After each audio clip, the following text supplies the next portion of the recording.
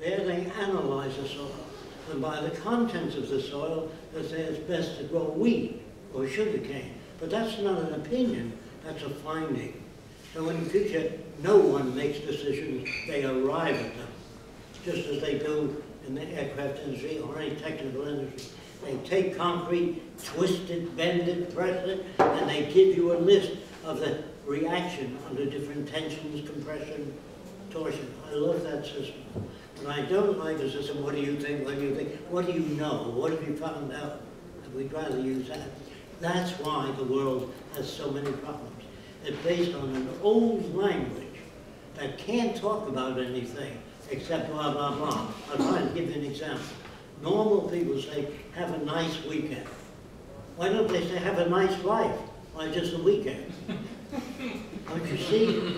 You're so caught up in it, you don't even think about what you say. Sometimes a person says, how are you, John? I said, I need $4,000 for an operation. Can you supply it?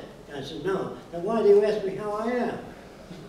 I don't understand. This society is sick beyond description. All societies. I hope during the questions you pinpoint the answers. It's different than anything political. Political parties don't know how to solve problems. When I was a kid during the Depression, there were communists, socialists, atheists, abolitionists, all kinds of people on soapboxes, including Mankind United. So I was standing in front of a communist, and he says, beat it, sonny boy. I said, I want to hear what you've got to say. He says, why? I said, because I don't believe what the Republicans say about the Democrats, or what the Democrats say about the Republicans. I want to hear what a communist has to say from a communist. He says, you can stay. So after about an hour, I said, I want to ask you 1,000 questions. He said, such as what? And I said, how do you prevent corruption in the communism? He said, when that time comes, we'll work on it. I said, let's work on it now. How would you house the millions of people? I don't know.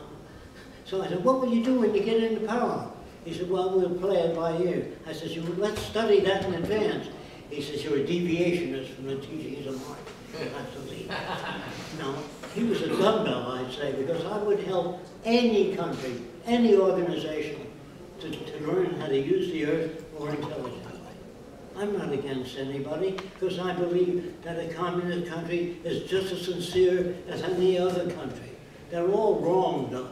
The socialists want to have the working man taken care of. If the working man gets $10 an hour, we give him $20 an hour, the price of the car goes up. It's good for a working man, but it's not good for the public. So we're not interested in any organization that's self-perpetuating. We're interested in raising every human being to their highest potential. And if anybody doesn't like the Venus Project, it's because they project their own values in it. They think there's a bunch of scientists in gray. You will work in Area D. You, Area K. It's nothing like that. That comes from Hollywood, where they make movies of robots choking the designer, and space stations where they kill each other with laser weapons. That isn't the future. That's psychopath's idea of a future. In other words, the future can be very fantastic. It could be a wonderful place where there are no more signs. Drive carefully, slippery when wet. We put abrasive in the highway so it's not slippery when wet. And when they say, drive carefully, school children crossing, when a school child presses a button across the street, the pavement looks like this and turns up, so no car can hit a kid. That's the way we say, I love you, I care, not by God bless all of you. What the hell's that? So I'm trying to tell you that the real answers are technical. Our problems today are technical. There's other questions? For example, is there any rule in the Venus city? For example, now we say that there must be like rule of law, because the rules must be posed and must be obeyed. No, there are laws today. Whenever they can't control something in this chaotic system, they make a law. And whenever the law doesn't suit that country, they break it. There are plenty of treaties made for peace. They're all broken if it doesn't suit their needs. Yeah, so would there be chaos in Venus city? No. Because there is no... They're laws because of the insufficient way that society is operated. If you make goods and services available to everyone, you don't need laws, do not steal. You don't need courts to back that up, to put them in jail. Most of the people in jail are there because of the insufficiencies of society, of the scramble of wealth, property, and power. So if what the Venus Project does is look for the causes of the problems. We're not doing patchwork in this society, making another law, or buying land to preserve for natural resources. When they want that land again after you buy it, they'll take it if they want it. So there's no way of making this system just and equitable. If you design a system where goods and services are available to everyone, children are raised with a different value system, they wouldn't even begin to think of hurting someone. The smarter you make the people and the children, the better everyone's life is. As long as few nations control most of the Earth's resources, you're going to have problems if you don't make everything common heritage to all the Earth's people.